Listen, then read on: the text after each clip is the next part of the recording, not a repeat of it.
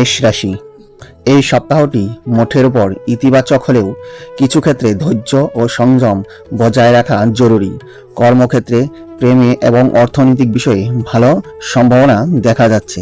কর্মজীবন ও পড়াশোনা, সপ্তাহের শুরুতে কাজের চাপ কিছুটা বেশি থাকতে পারে, তবে আপনার পরিশ্রমের ফল পাওয়ার সম্ভাবনাও প্রবল। অফিসে বা ব্যবসায়ে নতুন দায়িত্ব আসতে পারে। যারা চাকরি খুঁজছেন তাদের জন্য সপ্তাহটি মাঝামাঝি সময়ে ভালো সুযোগের খবর আসতে পারে। ছাত্রছাত্রীদের মনোযোগ বাড়বে এবং পড়াশোনায় অগ্রগতি দেখা যাচ্ছে।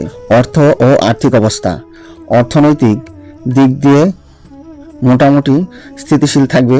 পুরনো কোনো পাওনা অর্থ ফিরে পাওয়ার সম্ভাবনা রয়েছে, তবে সপ্তাহের মাঝামাঝি হঠাৎ খরচ বাড়তে পারে, তাই অপ্রয়োজনীয় ব্যয় এড়ানো ভালো। বড় বিনিয়োগের ক্ষেত্রে ভেবেচিন্তে সিদ্ধান্ত নিন। প্রেম ও সম্পর্ক, প্রেমের সম্পর্কে আনন্দ ও উষ্ণতা বাড়বে। যার সম্পর্কে আছেন তাদের মধ্যে ভুল বোঝাবুঝি দূর হতে পারে।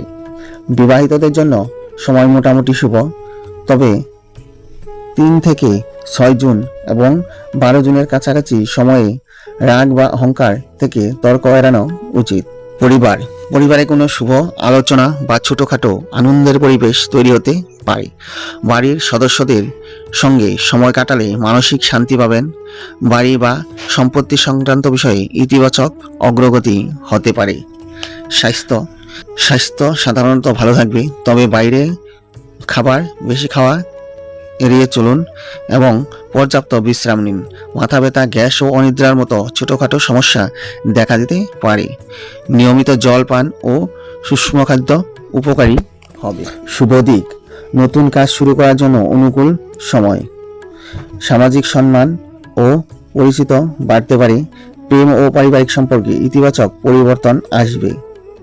সতর্কতা, রাগের বশে কোনো সিদ্ধান্ত নেবেন না। অপ্রয়োজনীয় তর্ক ও ঝুঁকিপূর্ণ আর্থিক সিদ্ধান্ত এড়িয়ে চলুন। সপ্তাহের মাঝামাঝি স্বাস্থ্য ও মানসিক চাপের দিকে নজর রাখুন। 1 জুন থেকে 7 জুন পর্যন্ত মেষ রাশির জন্য এটি উন্নতির নতুন সুযোগ এবং সম্পর্কের উষ্ণতার সপ্তাহ। ধৈর্য ধরে কাজ করলে অনেক ক্ষেত্রেই ভালো ফল পাওয়ার সম্ভাবনা রয়েছে। ওম নমঃ শিবায়।